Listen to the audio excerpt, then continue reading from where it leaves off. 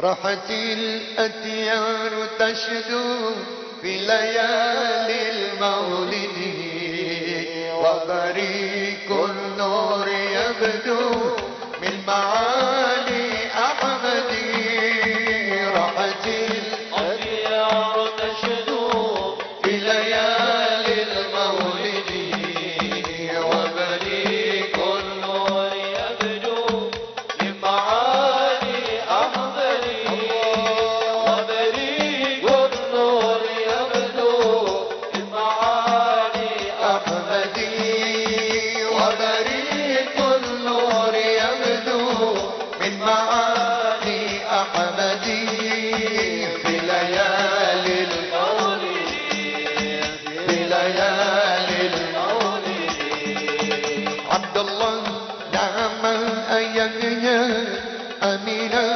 ibundanya Abdul Muttalib kakeknya Abu Talib pamannya Khadijah istri. Kita tidak memfitnah Bung Karno, saudara. Saya tidak pernah mengatakan Bung Karno PKI. Tidak. Bung Karno bukan PKI. Bukan. Tapi kebijakan Bung Karno menguntungkan PKI, saudara.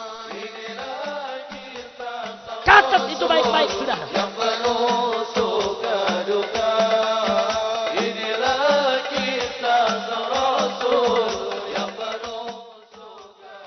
Ini kerjaan PKI, saudara. Mereka bujuk itu buruh, mereka bujuk itu petani, saudara. Dan buruh petani menjadi korban. Mereka disiksa Belanda, mereka dibunuh oleh Belanda, mereka menderita, mereka nggak tahu apa-apa.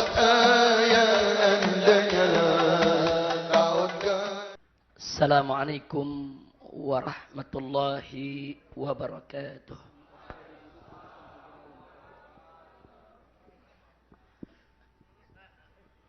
Bismillah walhamdulillah wassalatu wassalamu ala rasulillah wa ala alihi wa sahbihi wa mawalah. Siyadatul habaib asy-syurafa wa sa'adatul ulama'il fudala wa fadilatul umara'il kurama wa jami'il hadirin wal hadirat al-ahibba'il a'izza rahimakumullah. Usikum jami'an wa nafsi bitaqwallah wa bita'ati Rasulillahi sallallahu alaihi wasallam. Fa nasallallahu subhanahu wa ta'ala an yaj'alana jami'an minal muttaqin. Amin ya rabbal alamin. Ahibba'il kiram, setelah puja dan puji kita panjatkan bagi Allah Jalla Jalaluh. Salawat dan salam kita sampaikan untuk junjungan Nabi kita yang tercinta Sayyiduna Muhammad sallallahu alaihi wasallam. Maka tidak lupa salam penghormatan penuh rasa cinta kita sampaikan kepada para habaib kita, para kiai kita, para alim ulama kita. Wabil khusus untuk segenap jajaran pengurus Dewan Pimpinan Pusat Front Pembela Islam dan juga segenap jajaran pengurus Dewan Pimpinan Daerah Front Pembela Islam Provinsi DKI Jakarta yang pada malam hari ini hadir bersama kita, duduk di depan kita semua, yaitu Ketua Majelis Syuro DPP FPI sebelah kanan saya, Kiai Haji Asy-Syaikh Misbahul Anam At-Tijani. Kemudian pembina daripada Majelis Syuro DPP FPI yaitu Al-Habib Muhsin bin Ahmad Al-Attas. Dan juga tidak lupa masih ada Majelis Syuro yang lainnya, Kiai Haji Awid Masyhuri. Adapun dari Dewan Tanfidhi hadir di depan kita Ketua Umum DPP FPI Kiai Haji Ahmad Sobri Lubis. dan Wakil Ketua Umumnya Kiai Haji Ja'far Siddiq. Begitu juga beberapa jajaran pimpinan yang lainnya. Di sini hadir Kiai Haji Zainuddin Ali. Begitu juga ada Badan Ahli FPI. Di sini ada Kiai Haji Muhammad Al-Khattad dan ada yang spesialisasi bidang komunis. Nah, ini adalah Ustadz Alfian Tanjung. Nah, ini Alfian Tanjung ini Ustadz kita. Ini bempernya FPI dalam persoalan anatomi PKI. Nah, jadi kalau anatomi PKI, bagaimana bedah PKI, beliau ahlinya. Nah, kemudian tidak lupa kepada tuan rumah Dewan Pimpinan Daerah Front Pembela Islam DKI, teristimewanya untuk akhina Al-Fadil Imam FPI DKI Jakarta, Al-Habib Muhsin bin Zaid Al-Attas, dan ayahanda beliau yang tercinta Habib Zaid Al-Attas. Kita doakan semua. Mudah-mudahan mereka semua senantiasa dirahmati oleh Allah Subhanahu wa taala, diberkahi setiap langkah perjuangan dakwahnya dan diberikan kemenangan dari dunia hingga akhiratnya. Ahibail kiram, salam penghormatan juga kita sampaikan kepada jajaran umara, baik sipil TNI maupun Polri-nya.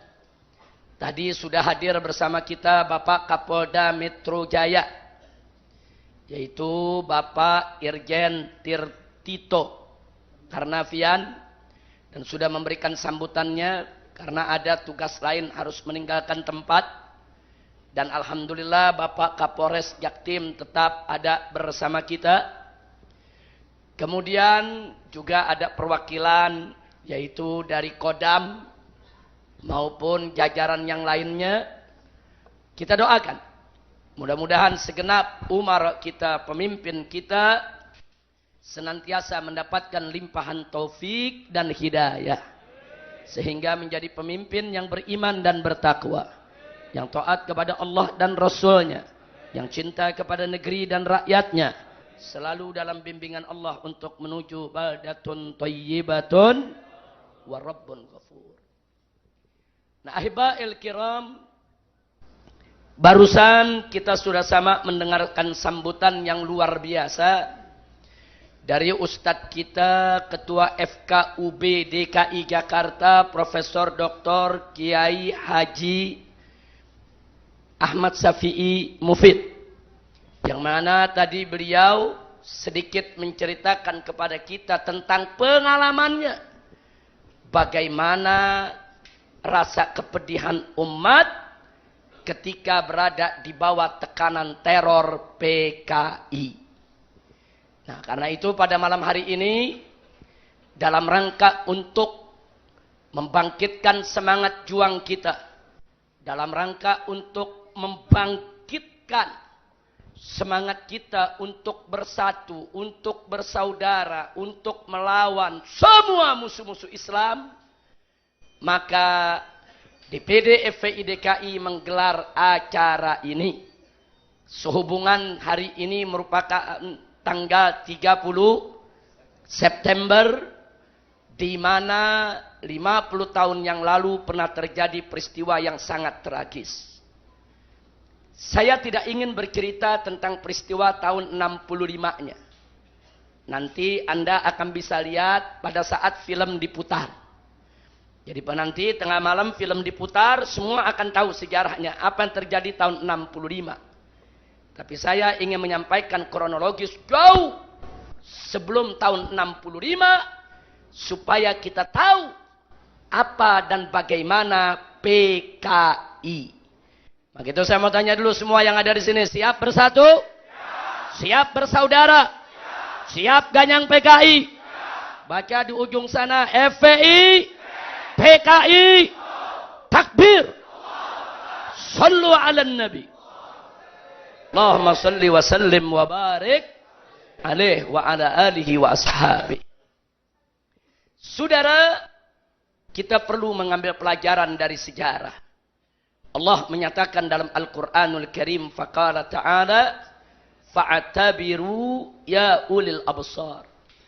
Selalulah engkau, mereka yang punya pikiran, yang punya akal, yang punya jiwa, yang punya sanubari, untuk selalu mengambil iktibar dari apa saja yang terjadi di sekitar kita. Insya Allah. Nah, untuk menyingkat waktu, langsung saja kita sampaikan kronologis sejarah apa dan bagaimana PKI. Siap dengar?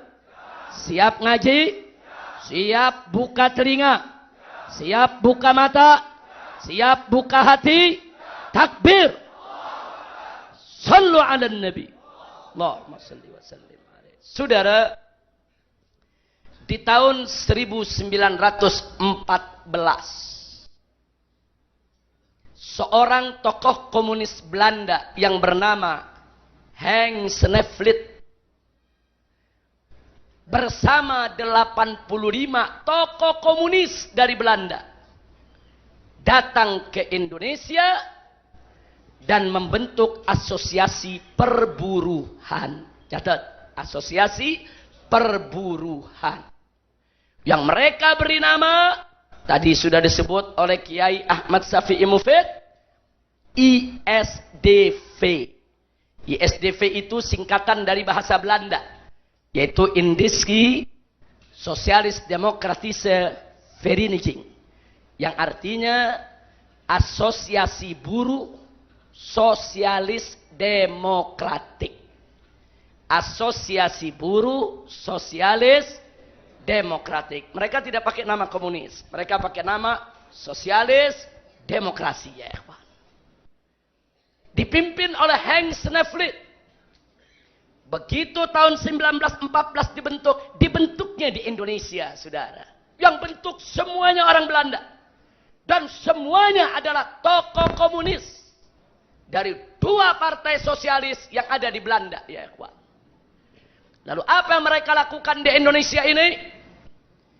Mereka rekrut para buruh, mereka rekrut para petani, saudara, untuk merongrong pemerintah kapitalis Hindia Belanda.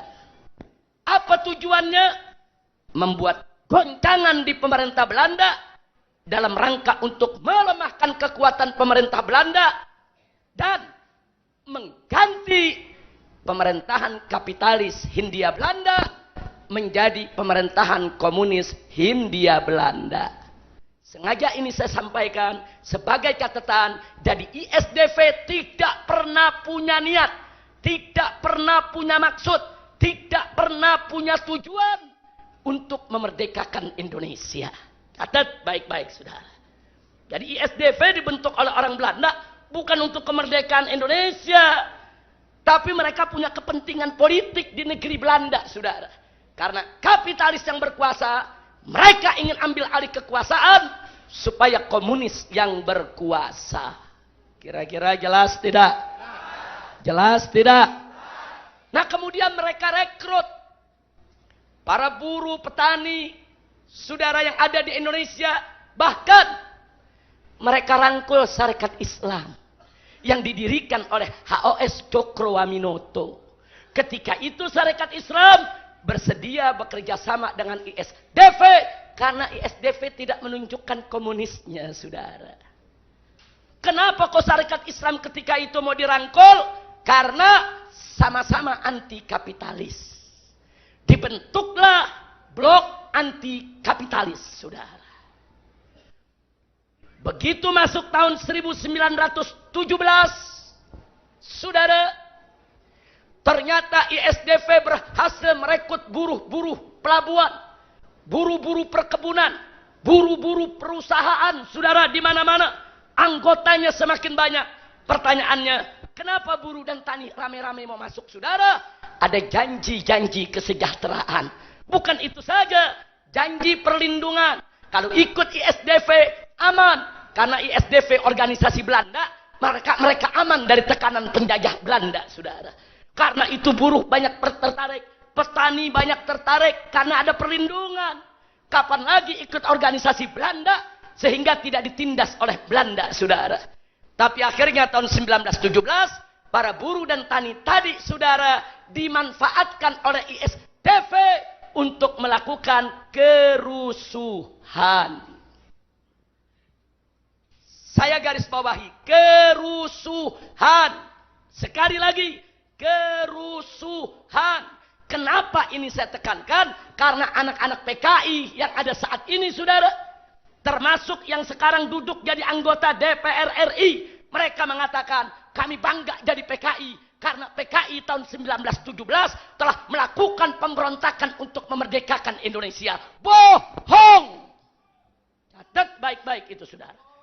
Dusta! Makanya anak-anak muda jangan mau dibohongin, saudara. Mereka bukan berontak untuk kemerdekaan Indonesia.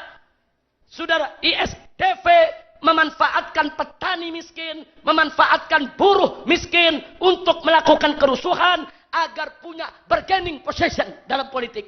Punya posisi tawar terhadap pemerintah Belanda. Tujuannya gulingkan pemerintah kapitalis, ganti dengan pemerintah komunis, saudara. Kira-kira jelas tidak? Jelas tidak? Nah, akhirnya begitu melakukan kerusuhan, saudara, Hans Neflet dan kawan-kawan ditangkap oleh pemerintah Hindia Belanda dan dipulangkan ke Belanda. Tapi ISDV tidak dibubarkan. Nah, mulai saat itu, saudara, ISDV diserahkan kepada beberapa orang Indonesia untuk memimpinnya. Bahkan digelarlah kongres pada tahun 1920 di kota Semarang. ISDV mengganti nama menjadi PKH. Apa itu PKH, saudara? Persatuan Komunis di Hindia. Baru dia pakai nama komunisnya, saudara. Begitu dia gunakan Persatuan Komunis Hindia di Hindia, Sarekat Islam pecah kongsi, saudara. Lepas. Sarekat Islam tidak mau lagi bergabung dengan mereka, saudara. Terang-terangan mereka pakai nama komunisme. Tapi sayang, sejuta sayang, saudara, ada dua kader SI. Yang pertama adalah Semaun dari SI Surabaya dan Darsono dari SI Solo berhasil direkrut oleh ISDV, bahkan menjadi ketua dan wakil ketua daripada Persatuan Komunisme di Hindia. Jadi dari SDV tahun 20 berubah menjadi PKH. Kira-kira jelas tidak? Jelas tidak? Semenjak saat itu Sarekat Islam nggak terlibat lagi, saudara. Singkat cerita, dari tahun 1920, 21, 22, saudara, ISDV ini bukan sembarangan organisasi. Begitu dia menjadi persatuan, yaitu komunisme di Hindia, dia selalu mengikuti kongres-kongres komunisme internasional. Tiap tahun pimpinan-pimpinan komunis, baik yang Belanda maupun yang orang Indonesia, berangkat ke Moskow, berangkat ke Berlin di Jerman, berangkat ke Beijing di Republik Rakyat Cina ketika itu, saudara, untuk mengikuti kongres-kongres komunis internasional. Jadi jaringan mereka bukan lagi nasional, internasional. Mereka dibiayai oleh Moskow. Mereka dibiayai oleh Uni Soviet, saudara. Maka itu pimpinannya pulang pergi ke Moskow, pulang pergi ke Berlin, pulang pergi ke Beijing, saudara, untuk memperluas jaringan internasionalnya. Dan pada tahun 1925, saudara, apa yang terjadi?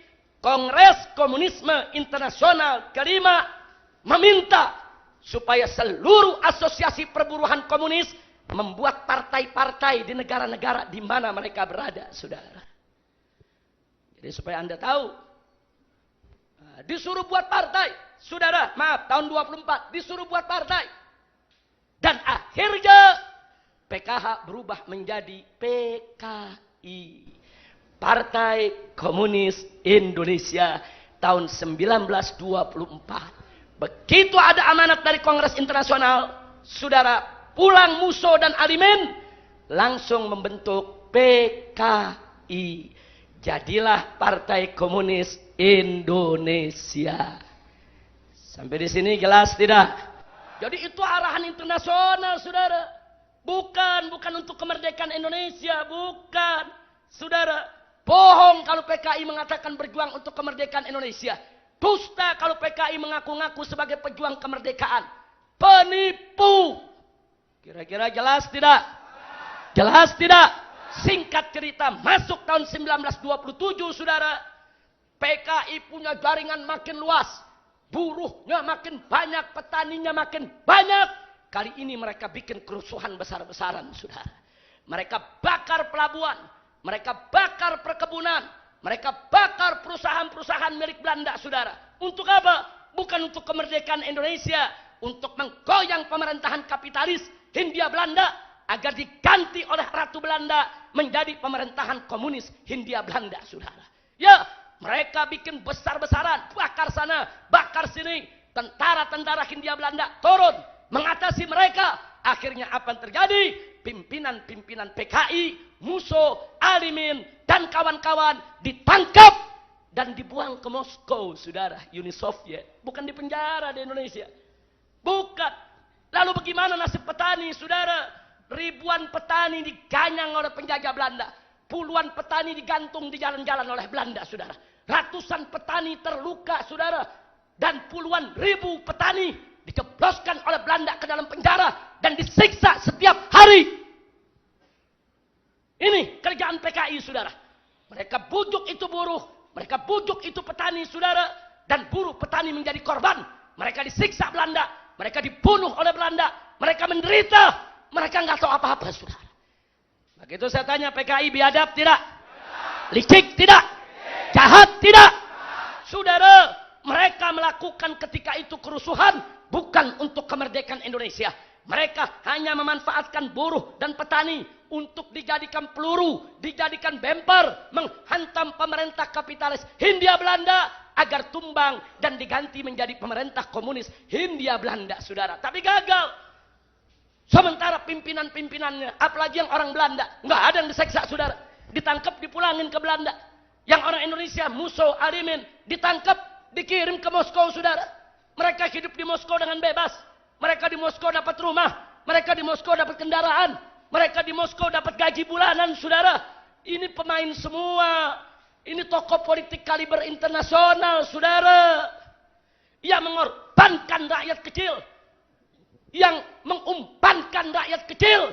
Untuk dibunuh oleh pemerintah Hindia Belanda, saudara. Begitu saya tanya, kesian tidak nasib buruh? Kesian tidak nasib petani? Kalau begitu, saudara, yang jahat siapa? Yang jahat siapa? Takbir! Kira-kira sampai di sini jelas tidak? Akhirnya PKI dibubarkan oleh Belanda, saudara. Tahun 1927 PKI dibubarkan. Tolong dicatat. 1917 PKI melakukan kerusuhan. 1927 PKI melakukan kerusuhan. Tapi anak-anak PKI yang ada sekarang, termasuk anggota DPR RI, anak-anak PKI, saudara, apa mereka ngaku-ngaku? Dulu orang tua kami pejuang kemerdekaan. 1917, 1927, orang lain belum berani berontak, kami sudah berontak, kami bawa senjata, kami lawan Belanda, dari kami banyak yang mati, kami adalah revolusioner, kami adalah pejuang, dusta, bohong, penipu, pengkhianat. Enggak ada, buktikan. Hat burhanakum in kuntum shadiqin. Suruh mereka keluarkan datanya. Suruh mereka keluarkan yaitu manifestasinya, saudara. Suruh mereka tunjukkan manifestasi PKI dari tahun 1914 sampai 1927. Tidak ada satu item pun tertulis untuk kemerdekaan Indonesia. Tidak ada. Jadi biar tahu, saudara, kira-kira jelas tidak? Paham tidak? Alhamdulillah. Akhirnya mereka dibuang, saudara. 1927. Setahun, 2 tahun, 3 tahun berlalu. Masuk tahun 1935. Musso pulang dari Moskow. Masuk lagi Indonesia. Diizinkan oleh pemerintah Hindia Belanda. Sampai di Indonesia, dia bentuk gerakan-gerakan bawah tanah PKI, saudara. Jadi PKI melakukan gerakan bawah tanah. Nah, setelah dibentuk, cabang-cabangnya di berbagai provinsi, saudara, Musso kembali ke Uni Soviet, ke Moskow. Dari Moskow, musuh mengatur gerakan bawah tanah PKI. Diatur dari Moskow, saudara. Kenapa? Soviet yang kasih biaya. Soviet yang bayar dia. KGB, agen rahasia Uni Soviet, yang atur semua gerakannya, saudara. Ini perang internasional. Ini perang antara komunisme dengan kapitalisme, saudara. Nggak ada hubungannya dengan Islam. Nggak ada hubungannya dengan kemerdekaan Republik Indonesia, saudara. Kira-kira jelas tidak? Paham tidak? Nah, dilakukan gerakan dari sana, saudara. Singkat cerita, tibalah hari kemerdekaan Republik Indonesia, tanggal 17 Agustus tahun 1945, saudara. Begitu Indonesia merdeka, saudara, siapa yang rapat setiap hari, yang musyawarah setiap hari untuk kemerdekaan Indonesia? Antara lain, 1. Nahdlatul Ulama NU, 2. Muhammadiyah, 3. SI, Sarekat Islam, saudara, 4. Mereka-mereka tokoh nasional, Soekarno dan kawan-kawan, saudara. Dari NU ada Kiai Haji Wahid Hasim, dari Muhammadiyah ada Kiai Haji Abdul Qahar Muzakir, dari Sarekat Islam ada Kiai Haji Agus Salim, saudara.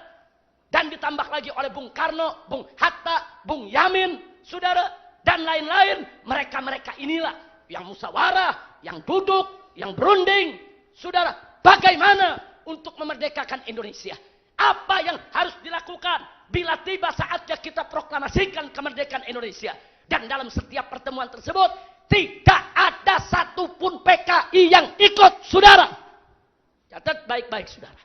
Nggak ada dalam sejarah PKI ikut, saudara. Yang melahirkan Republik Indonesia ini, saudara, adalah, catat baik-baik, saudara.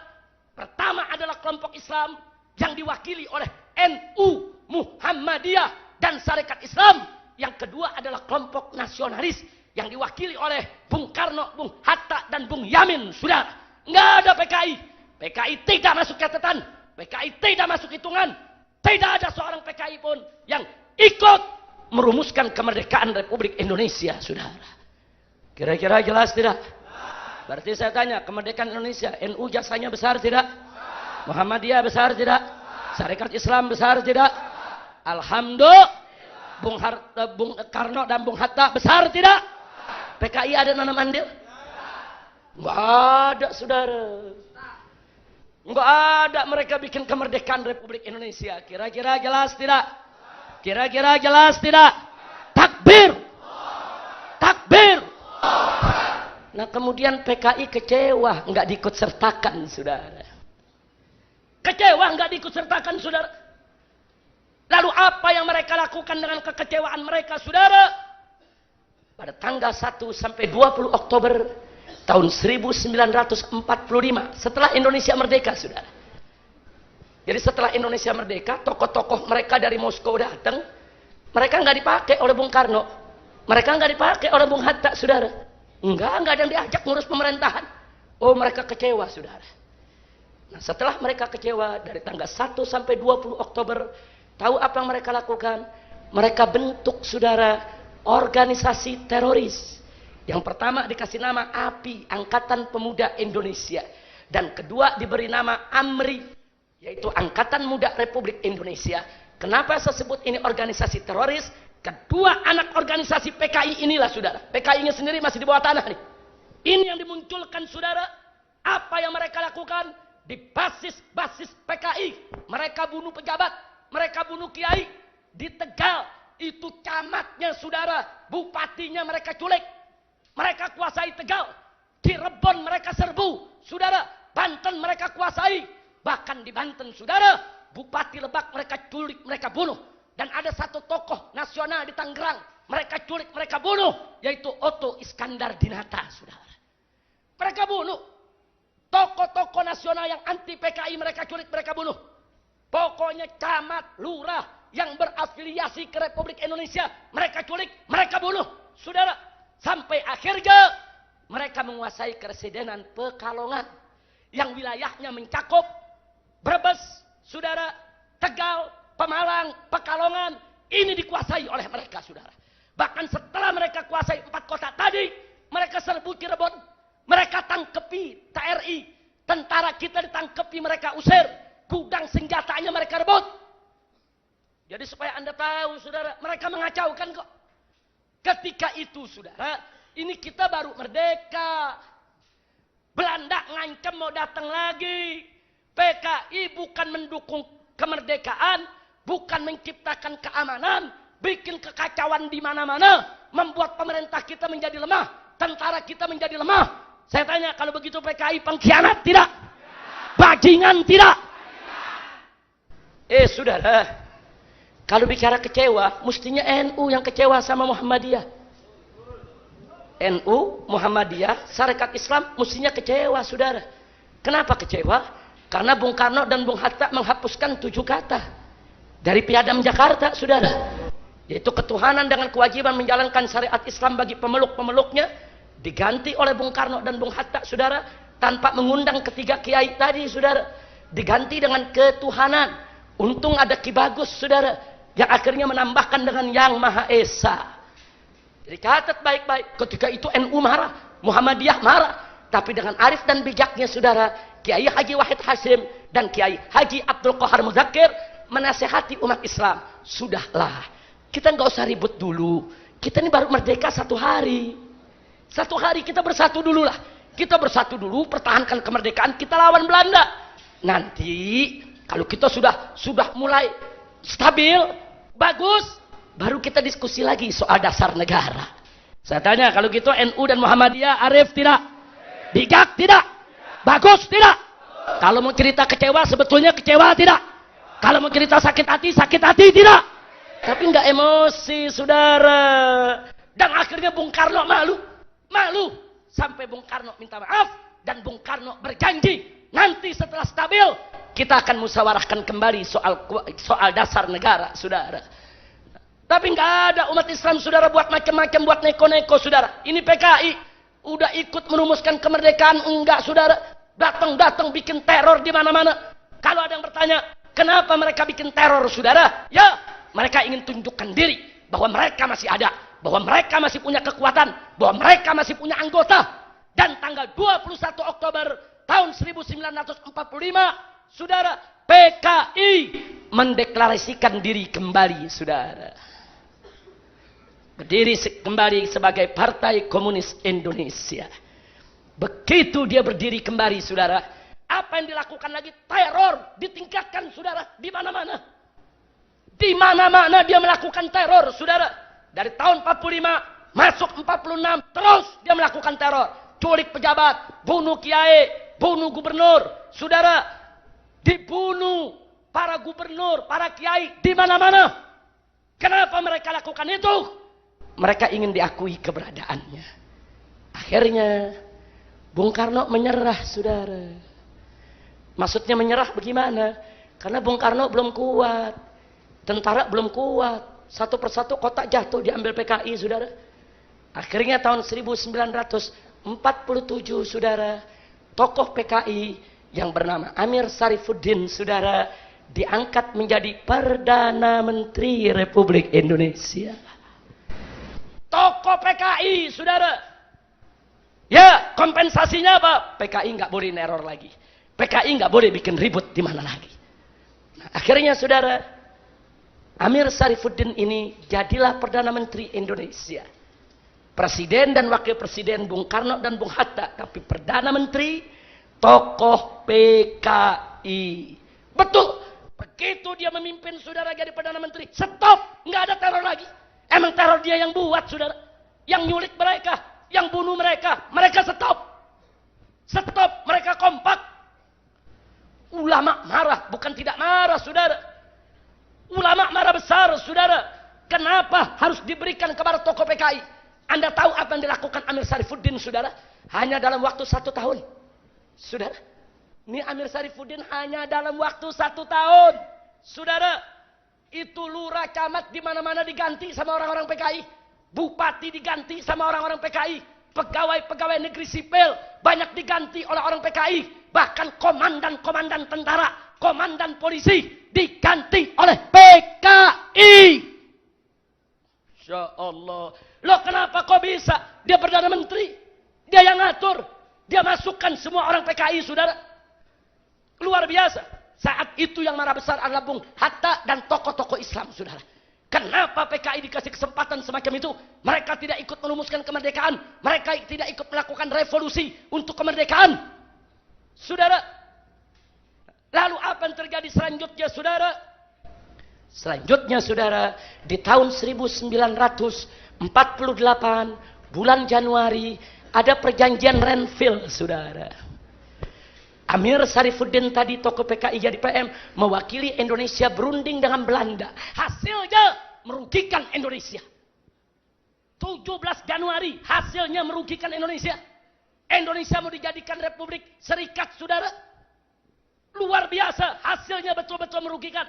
Bung Hatta marah, tokoh-tokoh nasional marah, tokoh-tokoh Islam marah, rame-rame datang ke Soekarno untuk membubarkan kabinet Amir Sarifuddin, saudara. Dan alhamdulillah dengan umat Islam kompak, saudara, tanggal 23 Januari. Saudara, coba lihat tanggal 23 Januari, cuma 6 hari. Akhirnya Bung Karno tidak berkutik, saudara. Dan saudara, Amir Sarifuddin kabinetnya dibubarkan. Lalu siapa menjadi penggantinya? Wakil Presiden Bung Hatta diangkat menjadi Perdana Menteri, merangkap sebagai Wakil Presiden, saudara. Dan Bung Hatta begitu menjadi Perdana Menteri, saudara, hari itu juga langsung meluncurkan politik RERA. Apa itu RERA? R-nya reorganisasi, R-nya rasionalisasi. Maksudnya apa? Seluruh pegawai negeri yang PKI dia berhentikan, saudara. Seluruh komandan tentara yang PKI dia pecat, saudara. Dilakukan oleh Bung Hatta. Bung Hatta itu besar jasanya membersihkan negara ini dari PKI, saudara. Dibersihkan, itu namanya politik RERA. Hanya dalam waktu 3 bulan diberhentiin semua, saudara.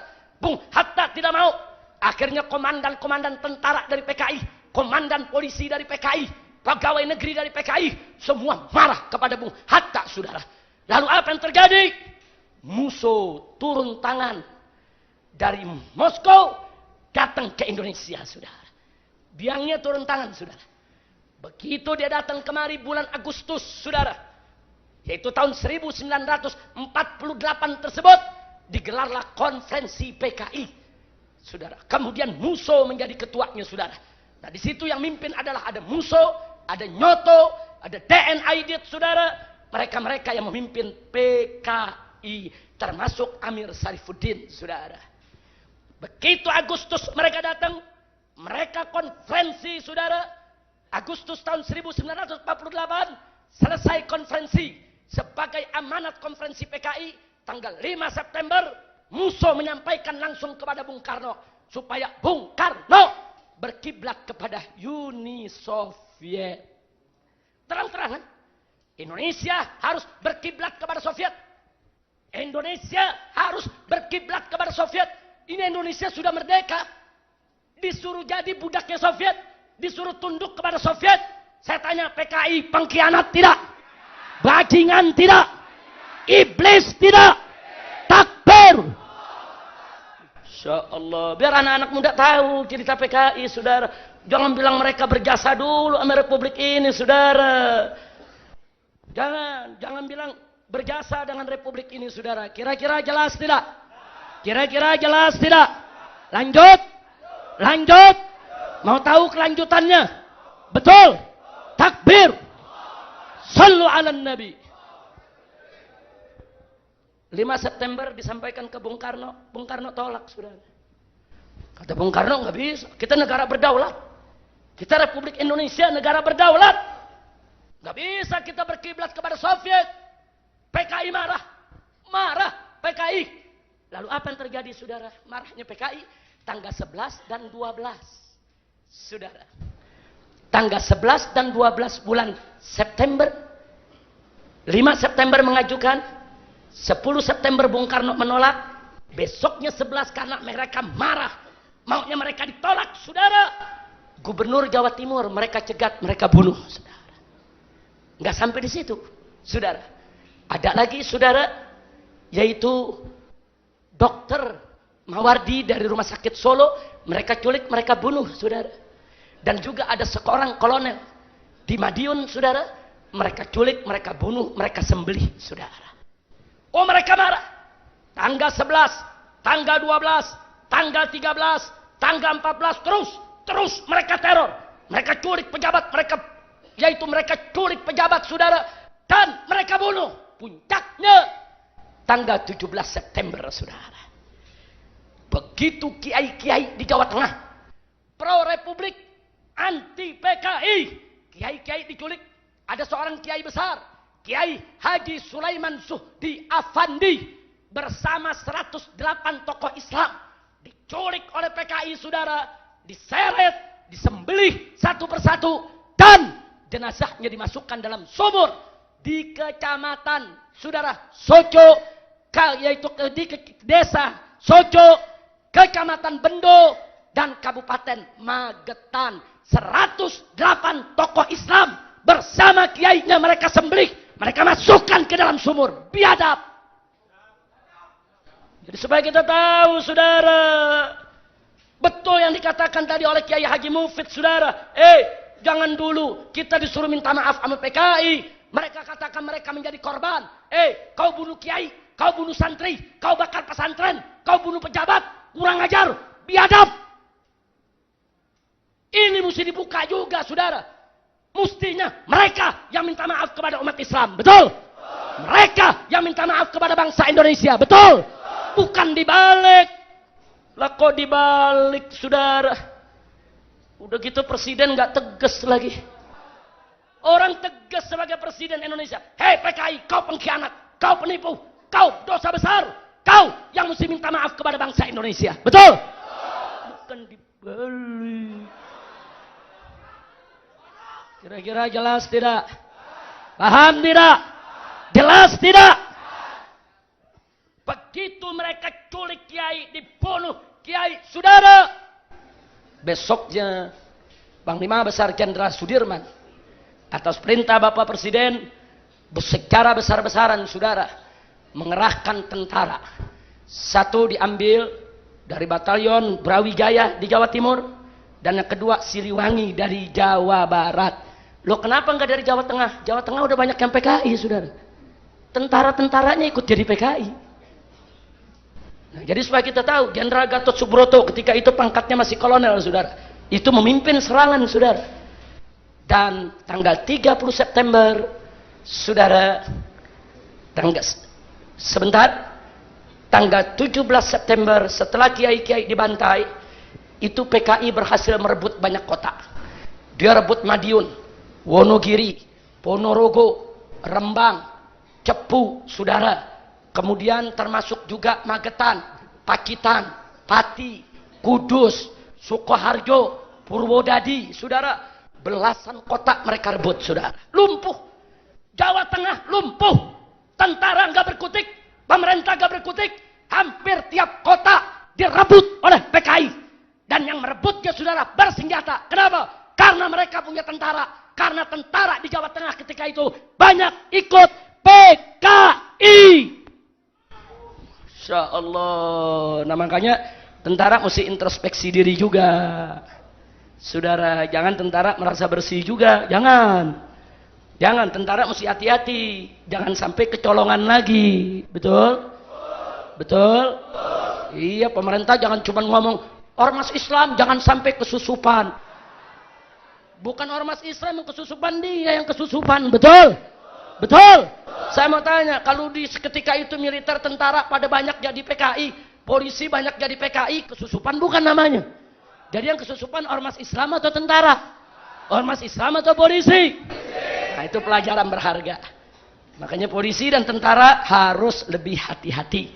Jangan sampai PKI menyusup kembali ke badan militer kita. Betul? Betul?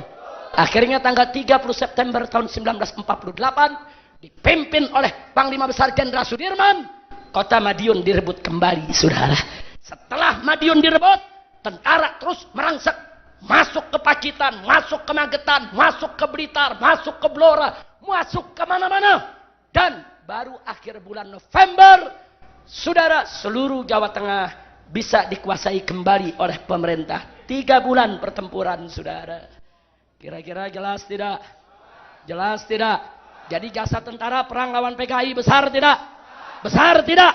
Takbir! ala nabi.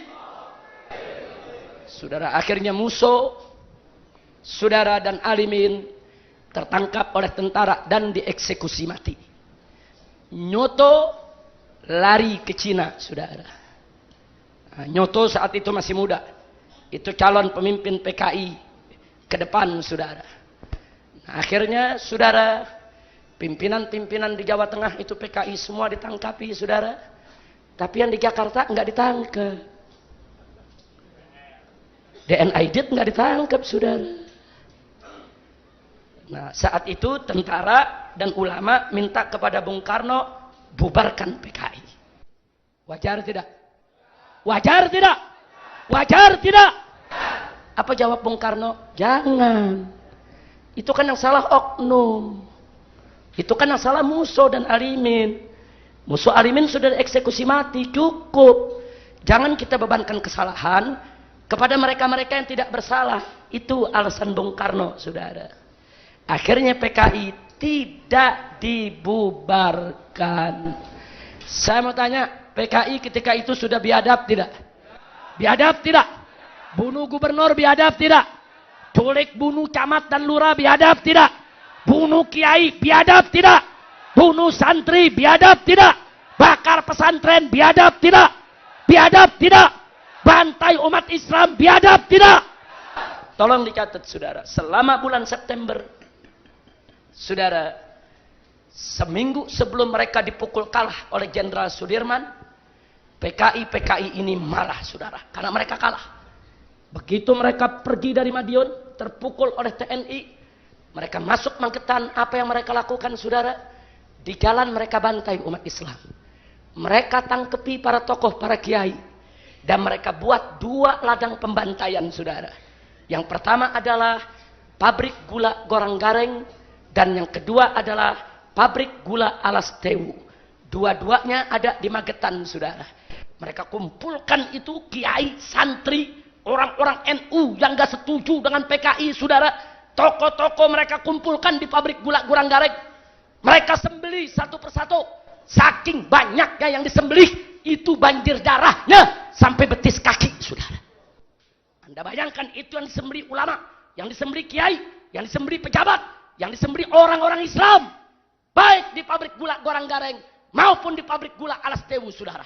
Ini mereka biadab, mereka bajingan, mereka zalim, mereka penjahat, mereka setan, mereka iblis. Betul? Betul? Dan mereka bikin 7 lubang sumur, saudara. 7 lubang sumur di Magetan, saudara. Setiap sumur tidak kurang dari 400 mayat mereka masukkan, saudara. Itu belum sumur-sumur lain, belum sumur yang tadi diceritakan oleh Kiai Ahmad Syafi'i Mufid, saudara. Ini sumur besar yang mereka buat baru di Magetan, saudara, belum di kota lain. Itu sumur yang ditemukan, itu ditemukannya tahun 1950, saudara. Setelah 2 tahun mereka dibunuh, saudara, pemerintah terus nyari kemana ini mereka ditambang.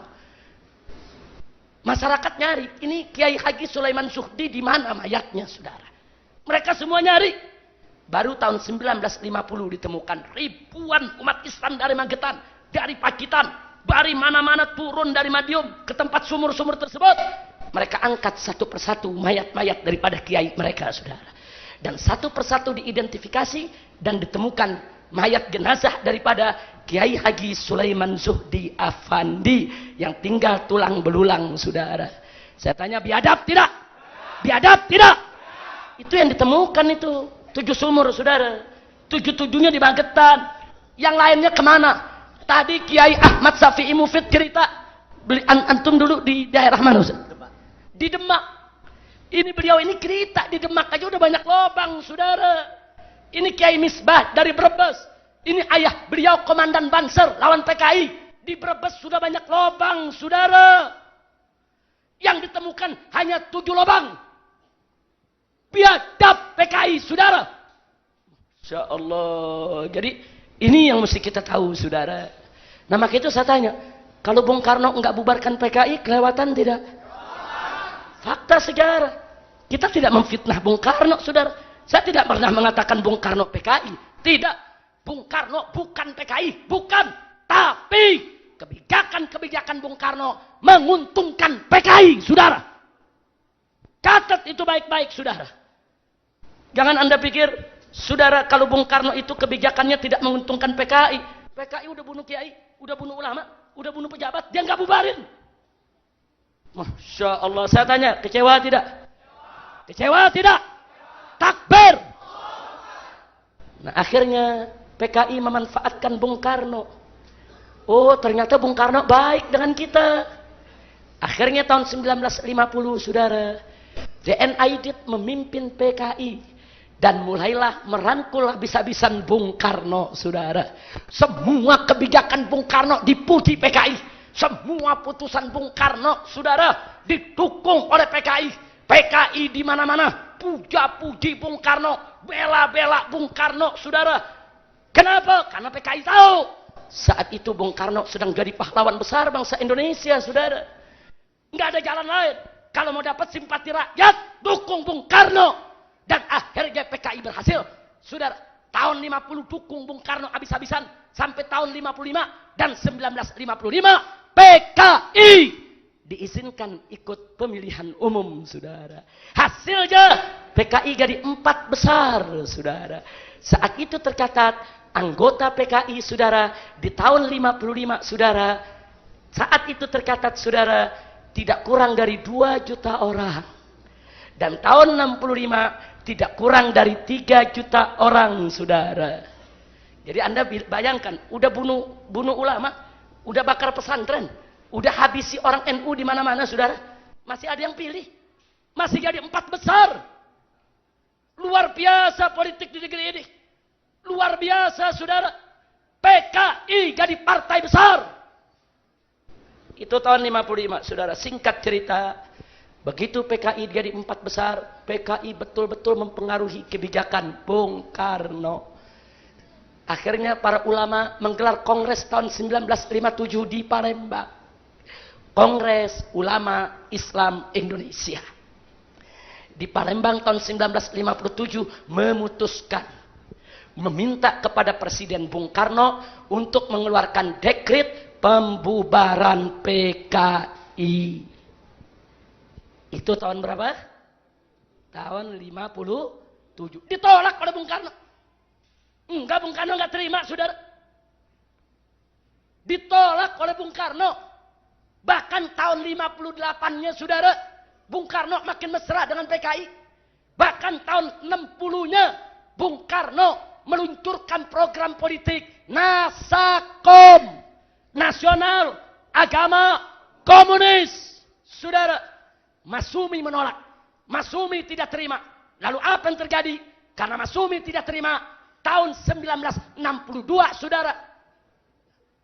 Bukan 62, tahun 1960, tahun itu juga Masyumi dibubarkan, saudara. Tepat tanggal 17 Agustus 1960 Masyumi dibubarkan, saudara. Ulama minta PKI yang dibubarkan. Bung Karno bukan bubarkan PKI, bahkan membubarkan partai Islam terbesar di Indonesia, Masyumi. Apa itu Masyumi? Majelis Syuro Muslimin Indonesia dibubarkan, saudara. Masya Allah, kira-kira jelas gak? Bung Karno bukan PKI, tapi politiknya nguntungin. Saya tanya, kalau yang namanya Masyumi dibubarkan, saudara, saya mau tanya nih, PKI diuntungkan tidak? Diuntungkan tidak? Enggak sampai di situ. Tahun 1962, saudara, 2 pimpinan PKI, Aidit dan Noto, diangkat menjadi Menteri Penasehat Presiden, saudara. Supaya Anda tahu, ini fakta, saudara. Ini fakta. Aidit dan Noto jadi Menteri Penasehat. Itu jabatan tinggi, saudara. Enggak sampai di situ. Begitu mereka jadi menteri, PKI makin kuat, saudara. Tahun 63, PKI yang memprovokasi Bung Karno untuk perang lawan Malaysia, saudara. Nggak ada ulama mengajarkan kepada Bung Karno ganyang Malaysia. Nggak ada ormas Islam menganjurkan kepada Bung Karno perang melawan Malaysia. Tidak ada. Tapi PKI yang memprovokasi, PKI yang mengadu domba, PKI yang membakar-bakar. Akhirnya kita perang lawan Malaysia, saudara. Itu saya mau tanya, PKI kurang ajar tidak? Biadab tidak. Licik tidak. Jahat tidak. Siap ganyang PKI. Siap ganyang PKI. Takbir. Pertanyaannya, kenapa PKI memprovokasi Indonesia perang lawan Malaysia? Ada dua alasan, saudara. Yang pertama, karena di Malaysia ada partai komunis yang juga berkiblat ke Soviet. Mitra daripada PKI yang ada di Indonesia. Mereka ingin menyatukan Malindo atas dasar komunis. Malindo itu Malaysia, Indonesia, saudara. Tapi PKI di sana, Partai Komunis Malaysia lemah. Tapi Partai Komunis Indonesia kuat. Makanya dari sini, saudara, diminta untuk ganyang Malaysia. Tujuannya pemerintah Malaysia tumbang, komunis yang berkuasa di Malaysia, saudara. Saya tanya, jahat tidak? Tapi ada tujuan kedua, saudara. Ketika itu tentara menolak. Tentara panglimanya datang ke Bung Karno. Ini bukan saatnya kita perang lawan Malaysia. Kita lagi krisis ekonomi. Kita lagi krisis persatuan. Kita lagi lemah. Dan personil kita nggak cukup untuk perang lawan Malaysia. Tapi karena presiden sudah memutuskan, tentara tidak bisa menolak, saudara. Nah, pertanyaannya, kenapa PKI ngotot supaya Indonesia perang lawan Malaysia? Ini alasan kedua. Karena PKI sudah punya proposal agar buruh dan tani dipersenjatai, saudara. Agar dibuat angkatan keempat, angkatan kelima. Angkatan yang pertama adalah angkatan darat. Yang kedua adalah angkatan laut. Yang ketiga adalah angkatan udara. Yang keempat adalah angkatan kepolisian. Dan yang kelima adalah angkatan tani, saudara. Jadi PKI minta buruh dan tani se-Indonesia dikasih senjata. Sudah kasih senjata. Ormas Islam semua menolak. Nggak ada yang setuju. Maka itu PKI, saudara, sengaja dorong perang lawan Malaysia. Begitu perang lawan Malaysia, tentara kita kalang kabut. Saat itu PKI masuk ke Bung Karno. Pak, kami PKI siap bela negara. Kami siap bela bangsa. Tentara tidak cukup melawan Malaysia. Buruh dan tani kami cukup untuk melawan Malaysia. Minta kepada Bung Karno, izinkan buruh dan tani agar dipersenjatai. Hasilnya Bung Karno setuju, saudara. Jadi supaya Anda tahu, buruh dan tani disetujui oleh Bung Karno. Siapa yang marah? Ormas Islam. Di antaranya GPI, termasuk PII, semua marah. Demo, protes Bung Karno. Karena mereka tidak terima putusan Bung Karno. Saudara, Bung Karno marah. Akhirnya GPII dibubarkan lagi oleh Bung Karno. Enggak sampai di situ. Ulama-ulama protes. Ulama-ulama marah. Saudara, kenapa Bung Karno begitu dekat dengan PKI? Kenapa semua program PKI dijalankan oleh Bung Karno? Ulama marah. Saudara, PKI tekan Bung Karno. Tangkap itu ulama. Akhirnya para ulama ditangkap. Siapa yang ditangkap di antaranya? Almarhum Buya Hamka. Kemudian Kiai Haji Yunan Helmi Nasution. Kemudian Kiai Haji EZ Muttaqin. Kemudian Kiai Haji Soleh Iskandar. Kemudian Kiai Haji Dalari Umar. Saudara, sederetan kiai-kiai besar. Semua ditangkap, digebloskan ke penjara oleh Bung Karno. Coba lihat, saudara. Ulama minta PKI dibubarkan. Bung Karno tidak membubarkan. PKI minta Masyumi dibubarkan. Dibubarkan. PKI minta GPI dibubarkan, dibubarkan. PKI minta kepada Bung Karno, ulama ditangkap, ditangkap. Kesimpulannya, saya mau tanya, kalau gitu PKI kuat gak saat itu? Jujur, PKI kuat tidak? Soekarno lemah. PKI kuat, dia pegang kendali, saudara. Apa yang dia ngomong, Bung Karno jalankan.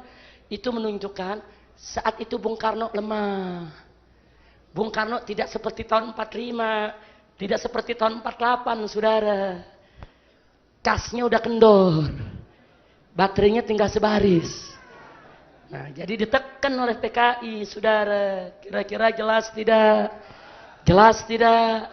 Akhirnya angkatan buruh tani dipersenjatai. Anda mau lihat buktinya? Mau lihat bukti sigara? Mau lihat bukti sigara? Tahu Menteng Perapatan? Tahu Menteng Perapatan dekat Monas? Dekat Gedung Juang? Ada patung apa di sana? Patung tani. Patung taninya bawa pacul atau bawa bedil? Bedil, saudara. Patungnya ada. Itu patung PKI, saudara.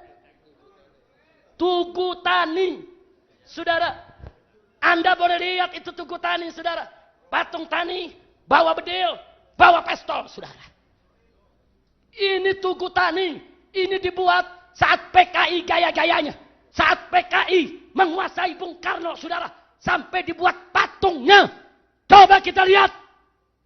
Sampai hari ini, patung tersebut masih berdiri, saudara. Ya Allah, kira-kira jelas tidak? Kita bicara fakta sejarah, saudara. Saya mau tanya, petani bawa bedil apa bawa pacul? Ini kok bawa bedil? Petani siapa tuh?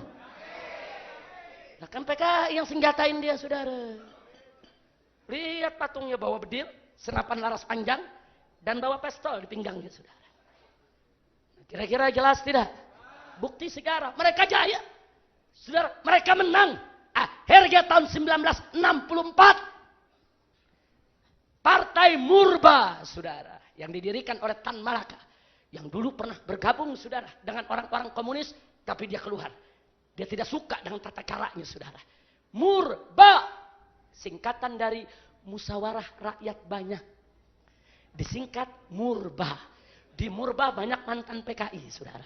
Mereka lapor ke Bung Karno. Hati-hati, PKI mau kudeta. Tahun 64. Hati-hati, PKI mau kudeta. PKI sedang nyusun kekuatan. Akan ambil alih kekuasaan. Itu Partai Murba udah teriak, saudara. Tapi apa yang terjadi? Di awal tahun 1965, atas desakan PKI, Partai Murba dibubarkan. Pokoknya yang lawan PKI semua dibubarin, saudara. Kenapa FPI dulu nggak dibubarin? Belum lahir. Belum lahir. Kalau udah lahir jangan-jangan nomor 1 dibubarin. Kira-kira jelas gak? Jelas gak? Takbir. Kira-kira jelas tidak? Nah, akhirnya apa yang terjadi? Lanjut bulan Juli tahun 1965. Catat baik-baik. Bulan Juli tahun 1965. PKI merasa sudah tidak ada yang melawan mereka. Nggak ada yang mampu jatuhkan mereka. Dan akhirnya 2000 buruh petani didatangkan dari mana-mana. Diberikan latihan militer di Halim, saudara. Halim dari sini tinggal neker nih. Betul? Mereka dibawa ke Halim, mereka dilatih. Bagaimana cara lempar granat. Bagaimana cara ngokang senjata. Bagaimana cara melakukan penculikan. Bagaimana cara melakukan penyergapan. Dan seterusnya. 2000 kader PKI dilatih di Halim atas izin presiden.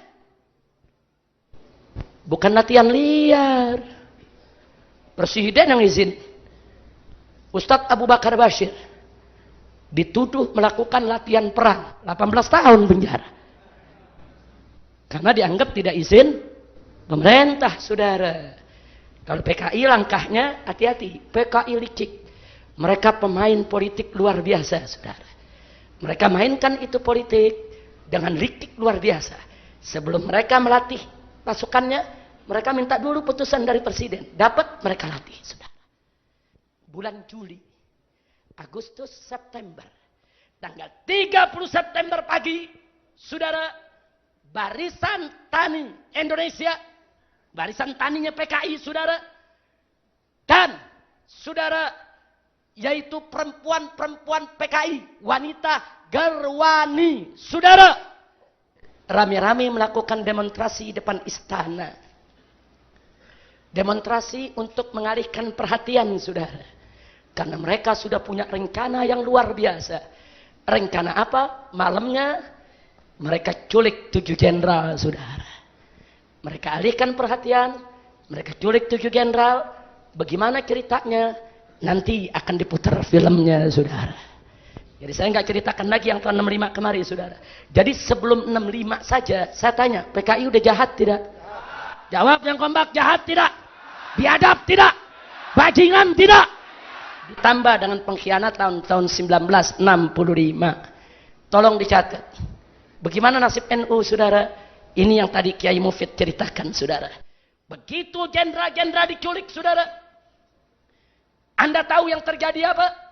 Yang terjadi adalah NU dengan GP Ansor ya, saudara, yaitu melakukan demo mengecam pengkhianatan PKI. Demo, cuman demo.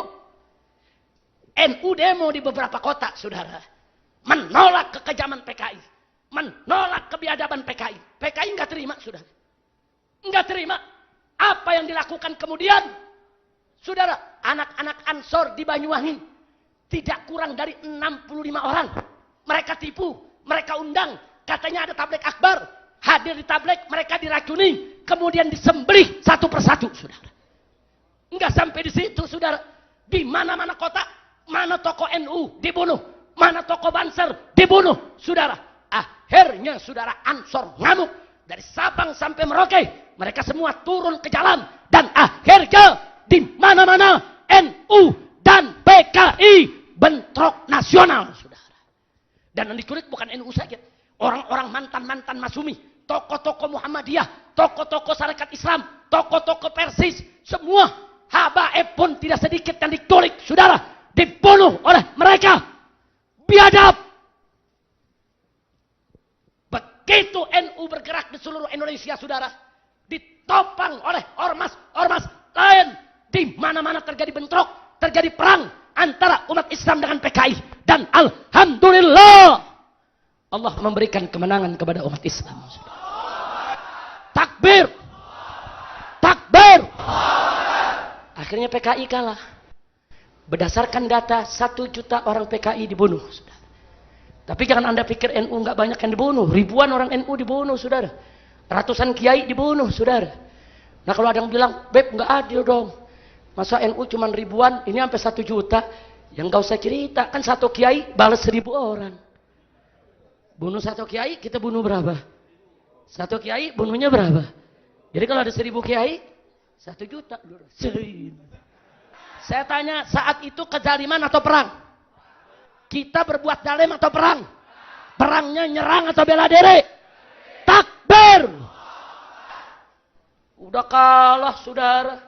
Lapor ke Amerika. Lapor ke Komnas HAM, kami dizalimi. Cengeng. Ke anak kecil habis berantem kalah, ngadu, mak kalah. Cengeng. Betul? Betul? Kalau lu berani, lu bales, gue siap. Lu jual, gue borong. Betul? Saya mau tanya, siap perang lawan PKI? Siap hantam PKI? Takbir! Masya Allah. Baik, kesimpulannya saya tanya semua. Kalau gitu PKI licik tidak? Jahat tidak? Bajingan tidak? Apa PKI pernah berjuang untuk memerdekakan Indonesia? Apa PKI punya jasa kepada Indonesia? Yang melakukan teror kepada pejabat siapa? Yang teror kepada ulama siapa? Yang teror kepada pesantren siapa? Yang merusak kita-kita kemerdekaan siapa?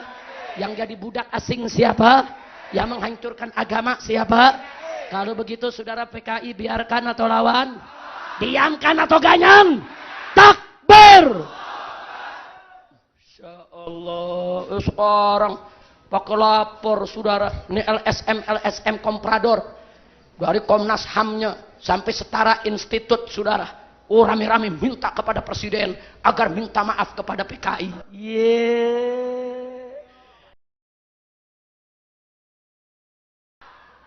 Ngomong. Udah gitu presidennya bukan langsung aja tolak, kenapa sih? Pakai iya ya, dirapatkan dulu. Iya musuh. Saudara kita disuruh minta maaf pakai mikir.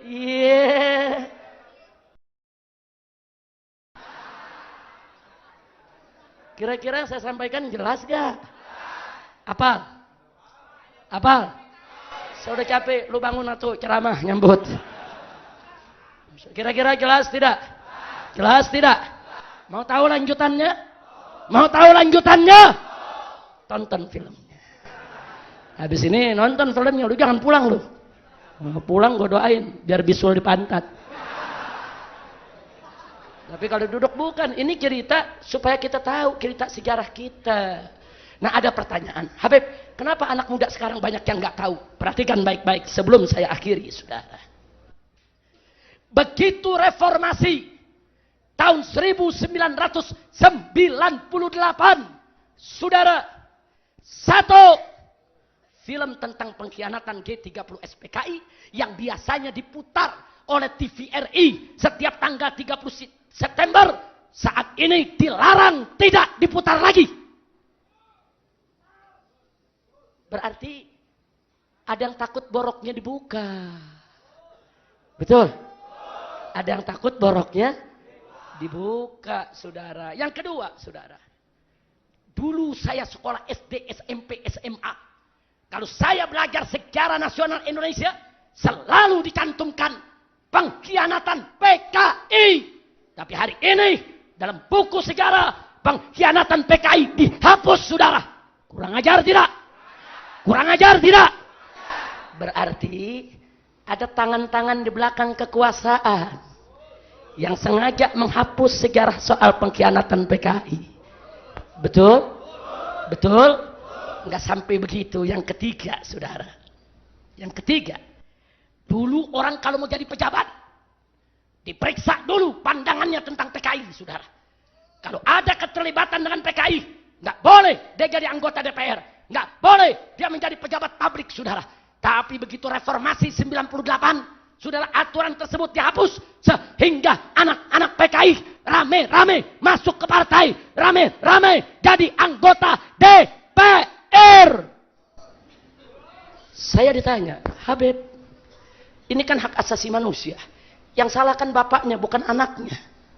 Kalau bapaknya yang berontak, kenapa anaknya nggak boleh jadi pejabat? Jawab jangan. Jawab jangan. Jawabnya mudah. Ya, kami dari FPI sangat menghormati hak asasi manusia. Dan kami juga mengakui tidak ada dosa keturunan. Bapaknya yang bersalah, anak tentu tidak salah. Dan kami dari FPI tidak keberatan anak-anak PKI tersebut untuk jadi pejabat, untuk jadi anggota DPR RI. Saudara, kami enggak keberatan. Dengan satu syarat. Jangan lagi dia usung ideologi komunis. Jangan lagi coba-coba dia sebarluaskan komunis. Dan jangan coba-coba dia banggakan PKI. Sebab kalau dia menjadi pejabat publik, menjadi anggota DPR RI, kemudian dia sebarluaskan kembali ideologi komunis, dia sebarluaskan kembali lambang-lambang PKI, tentu umat Islam wajib menolak kehadiran mereka. Betul? Takbir. Buktinya mari kita lihat, saudara. Ciptaning, Ripka Ciptaning, saudara, masuk ke PDIP, ikut pemilihan legislatif, dan masuk jadi anggota DPR, saudara. Bahkan menjadi ketua salah satu komisi, saudara. Anak PKI. Setelah dia masuk, apa dia bikin buku, saudara? 2 buku dia buat.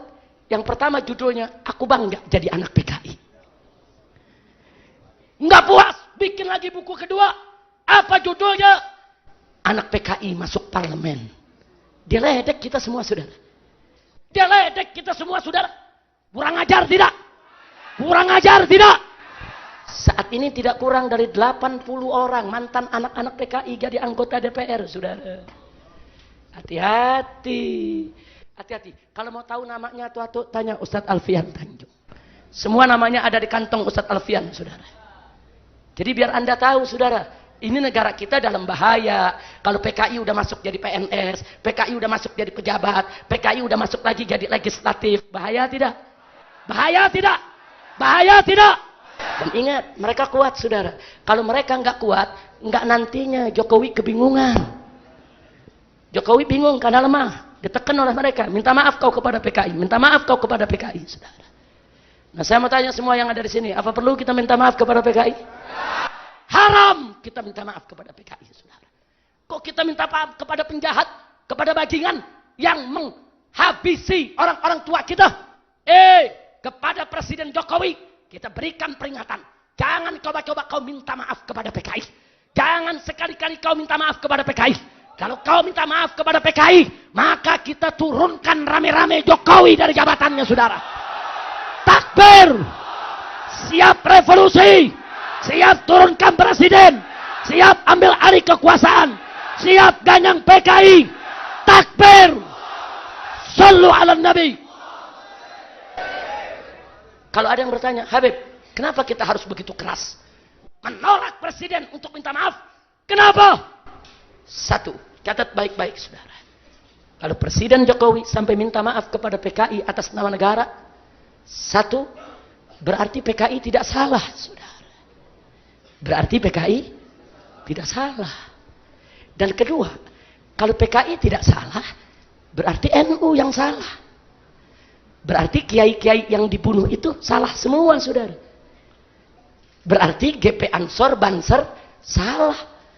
Berarti Masumi, Muhammadiyah, Sarekat Islam semua salah. Berarti tentara dan polisi juga salah saudara. Kurang ajar tidak? Kurang ajar tidak? Saya mau tanya, yang salah NU atau PKI? Banser atau PKI? Muhammadiyah atau PKI? Masumi atau PKI? Kiai atau PKI? Tentara atau PKI? Polisi atau PKI? Takbir!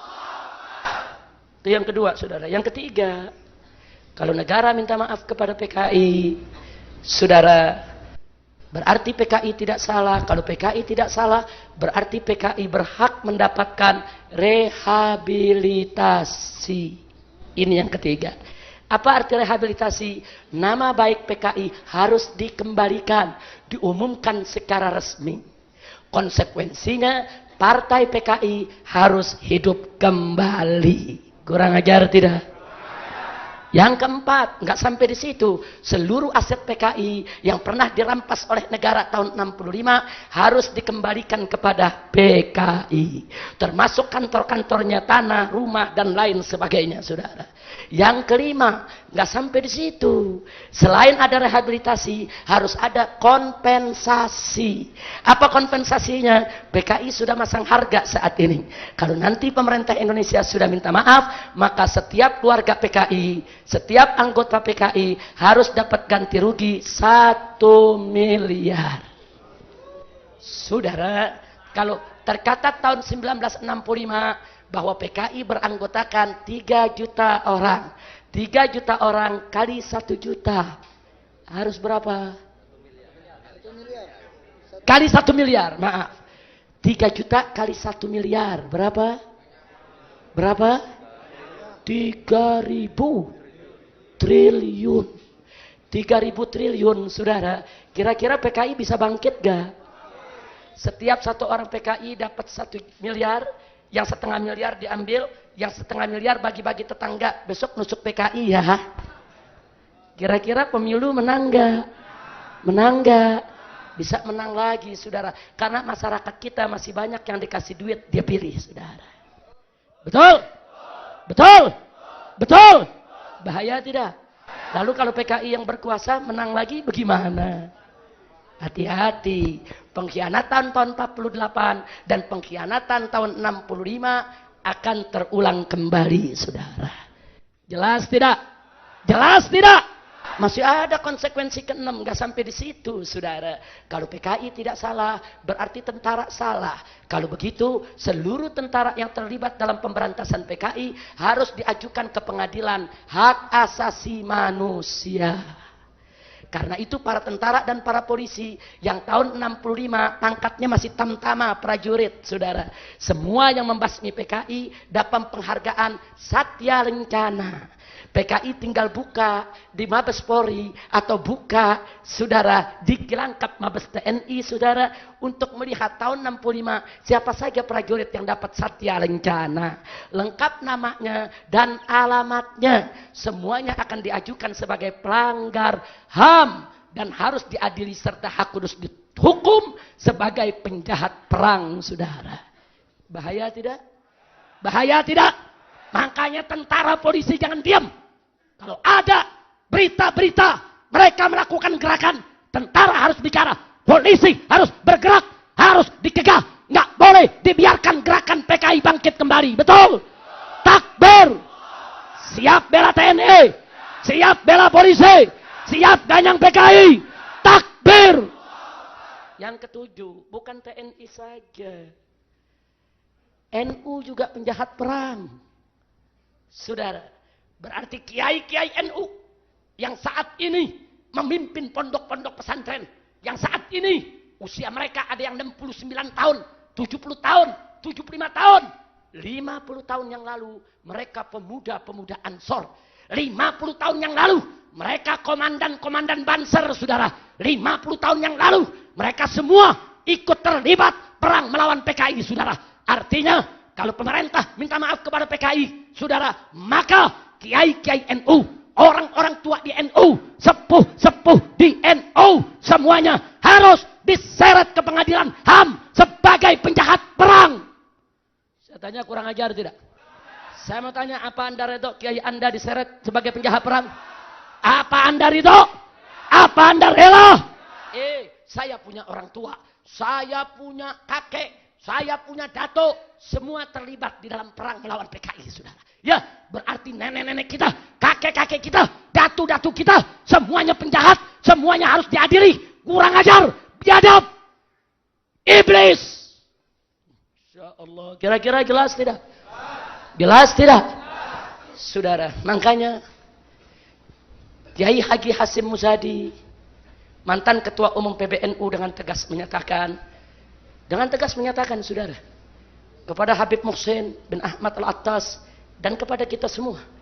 Apa beliau bilang? Habib, kalau pemerintah sampai minta maaf kepada PKI, ya kita bubar-bubaran. Bubar siki, bubar kabeh. Bargi barbe. Bubar siki, bubar kabeh.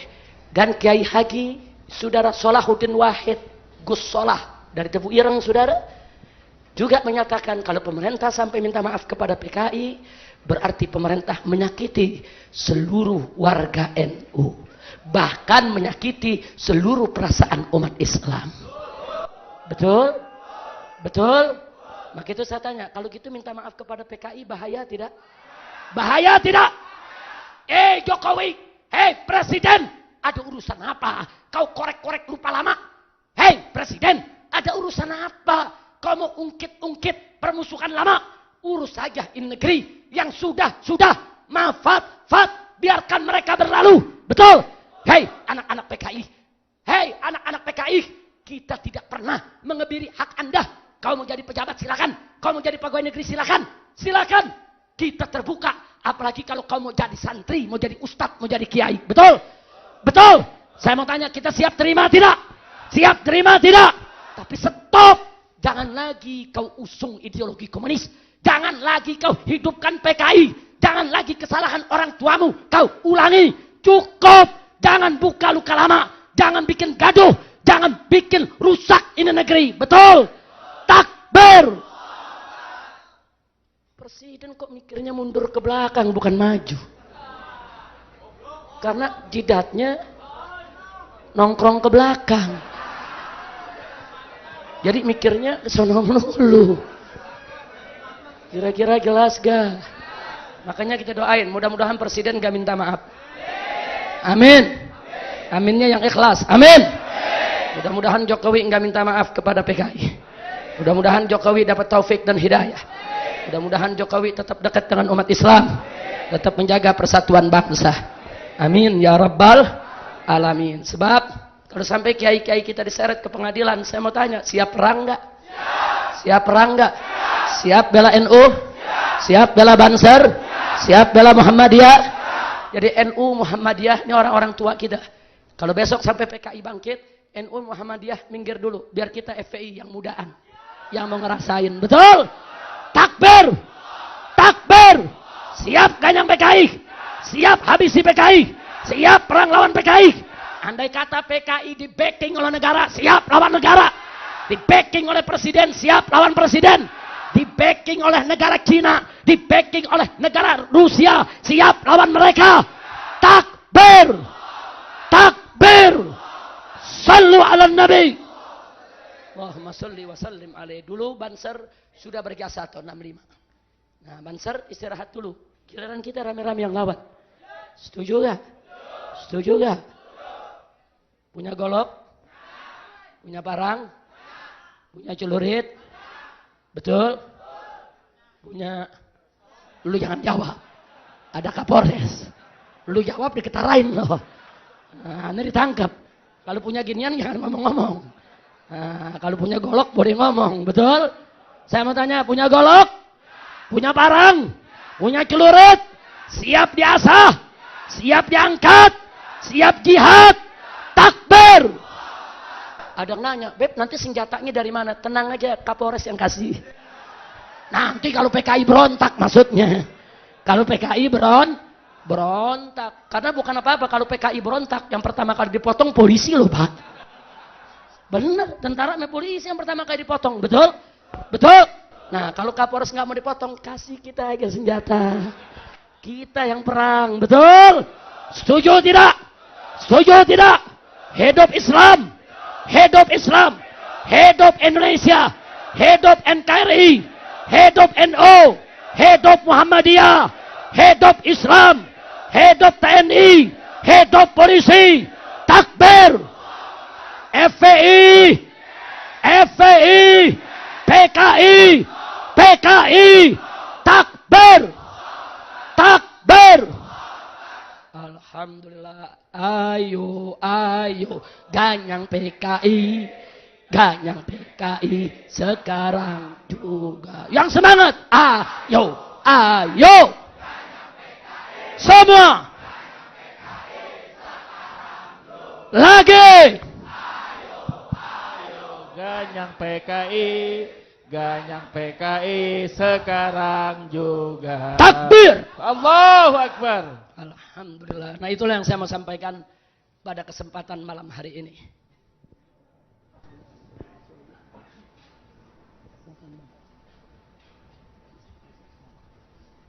Baik, saudara, saya mau tanya dulu semua nih. Sekali lagi nih, serius nih sebelum kita tutup nih. Kira-kira yang saya jelaskan pada malam hari ini tentang PKI jelas tidak? Paham? Ada yang rekam? Kasih lihat saudaranya yang gak hadir ini malam. Atau lempar, sebar di YouTube rame-rame semua. Biar umat Islam tahu, betul? Betul? PKI pahlawan atau pecundang? Pahlawan atau bajingan? Nah, jadi sekali lagi tuh, PKI bukan tapi bahkan pengkhianat. Alhamdulillah. Nah baiklah. Sebagai penutup, untuk memperkuat akidah Ahlus Sunnah wal Jamaah kita, untuk membangkitkan semangat juang kita lawan musuh-musuh Islam, baik liberal maupun PKI. Ini nanti insya Allah kalau ada episode kedua, kita akan jelaskan hubungan liberal sama PKI. Mau tahu? Mau tahu? Bikin lagi tabletnya. Modalnya dari mana? Imam DKI lagi. Iya. Insya doain biar Habib Muhsin bin Zaid rezekinya makmur. Banyak halal. Berkah. Biar tiap hari bisa bikin tablik. Amin. Ya Rabbal Alamin. Insya Allah. Kapan waktu kita ketemu kita jelaskan. Apa hubungan liberal dengan PKI. Betul Habib Muhsin tadi. Beda tipis. Beda tipis. Liberal ya PKI. PKI ya liberal, dia juga Sami Mawon. Nah, cuman bagaimana jelasinnya? Itu perlu 2 jam lagi ceramah. Insya Allah. Nah, nanti kita ada maulid, jangan lupa peringatan maulid di DPP FPI tahun ini. Insya Allah jatuh tanggal 23 Desember malam 24. Dan di tempat ini tanggal 24 Desember malam 25. Jadi 2 kali nih. Dari Petamburan kita kemari. Siap hadir? Siap hadir? Takbir. Nah saya pikir itu yang bisa saya sampaikan. Nah sekarang kita minta tim hadroh untuk membacakan gosidah tentang ciri-ciri aswaja. Setuju tidak? Nah jadi saya minta nanti begitu dibaca ciri-cirinya kita dengerin. Kebab itu pelajaran. Oh aswaja begitu. Oh aswaja begini. Mau tahu tidak? Nah nanti dibacakan. Nah tapi ingat, begitu kata ciri-ciri aswaja, kita rame-rame. Ciri-ciri aswaja. Setuju tidak? Setuju tidak? Ayo. Dan sekaligus silakan panitia kalau ada ingin mengambil amal dari jamaah sekalian, silakan. Siap untuk mengeluarkan infak untuk perjuangan? Siap tidak? Siap tidak? Jadi ada yang bilang begini, FPI dananya dari asing tuh. Saya bilang benar dari asing. Asing mana? Orang Cawang. Nah tiap hari kita nanggok dibilang dari asing. Betul? Betul? Ayo silakan. Mulai. Salatullah salamullah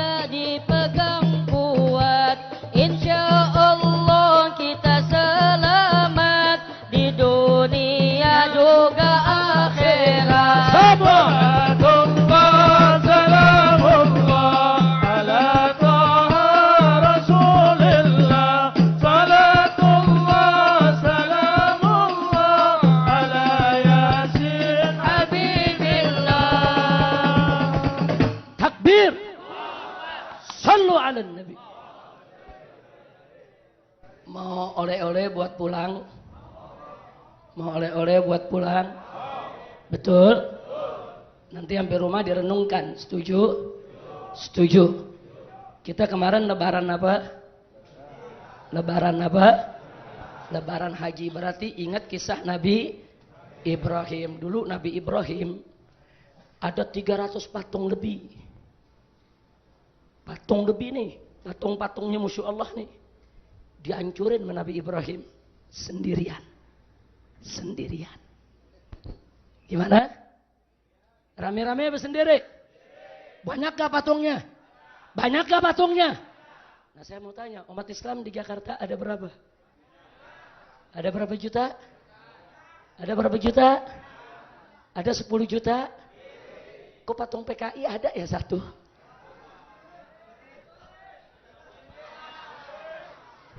Saya nggak suruh ngancurin, merenung. Pak Kapolres catat suruh merenung Pak Kapolres. Untung patungnya bukan di Jakarta Timur Pak Kapolres. Ayo, bisa mikir gak? Dulu zaman Nabi Ibrahim patungnya dikit atau banyak? Banyak. Yang ngancurin siapa? Nabi Ibrahim rame-rame sendiri. Berarti Nabi Ibrahim sendirian bisa ngancurin patung banyak. Betul? Betul? Kira-kira kalau ada patung PKI umat Islam di Indonesia jutaan, bisa gak? Bisa gak? Tapi kok gak hancur-hancur? Saya gak nyuruh loh Pak. Saya cuma merenung. Nah, dan masing-masing lu ngerenungin dah di rumah. Setuju? Nah kebetulan Kiai Ahmad Sobri Lubis kemarin habis mimpin delegasi ke DPR RI. Tadi siang. Nah ini pimpinan DPR mengatakan, pokoknya kalau ada baju lambang PKI dan lain sebagainya mau ditindak, lapor ke DPR. Kan begitu? Nah makanya sekarang ini saya sebagai imam besar FPI, menginstruksikan kepada DPP FPI, foto itu patung tani PKI, laporkan ke DPR. Kita lihat DPR mau kerja apa enggak. Sebab lambang PKI tidak boleh, saudara, tidak boleh disebarluaskan. Tidak boleh ada di Republik Indonesia. Kenapa? 1. Melanggar TAP MPRS nomor 25 tahun 1966. 2. Melanggar KUHP pasal 107. Nah, pasal 107 ada A, B, C, D, dan E. Itu ancamannya dari 12 tahun sampai 20 tahun penjara, saudara.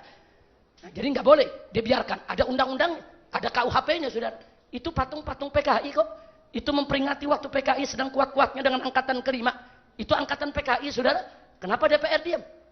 Nah, maka itu kita minta DPP FPI secara resmi tulis surat ke DPR RI agar patung tersebut dirubuhkan. Setuju? Atau bedilnya diganti sama pacul. Bedilnya diganti dengan pacul. Pistolnya diganti dengan atau diganti dengan sekop. Setuju? Setuju? Takbir. Pakai prosedur. Nah, kalau prosedurnya mampet, pet. Nah, kan kita empat tuh. Tiru aja Nabi Ibrahim. Kalau mau tiru Nabi Ibrahim gak usah pakai rapat. Nabi Ibrahim gak pakai rapat. Betul? Betul? Lu mau tiru Nabi Ibrahim rapat, ditangkap polisi, ditanya, siapa yang mimpin rapat? Jawab, Habib Muhsin, Pak. Ditangkap Habib Muhsin. Kalau mau ngerubuhin kayak Nabi Ibrahim jangan pakai rapat. Setuju? Paham? Ngerti? Takbir. Sallu ala Nabi. Nah itu saja yang bisa saya sampaikan. Mudah-mudahan manfaat untuk kita semua. Kita kembalikan kepada Habib Muhsin sebagai tuan rumah. Dan di sini masih banyak tokoh-tokoh kita yang lain. Ada Habib Salim. Ada Ketua Sekjen FUI. Kiai Khattat dan lainnya. Alhamdulillah kita semua ini sejalan. Sejalan anti PKI. Kita semua sejalan, kita semuanya ahlus sunnah wal jamaah. Alhamdulillah, sampai mati tetap aswaja. Itu saja. Hadani Allah wa iyyakum ila siratal mustaqim. Jangan lupa, ada keburi, jangan bubar. KW 1 buat Ustadz Sobri. KW 3 buat lo. Bagi-bagi, setuju? Jangan lupa, habis makan ada apa? Film. Jangan bubar. Kita tonton film karena lanjutan ceramah yang tadi. Insya Allah. Wallahul muwaffiq ila aqwamit thariq. Wassalamualaikum warahmatullahi wabarakatuh. Salam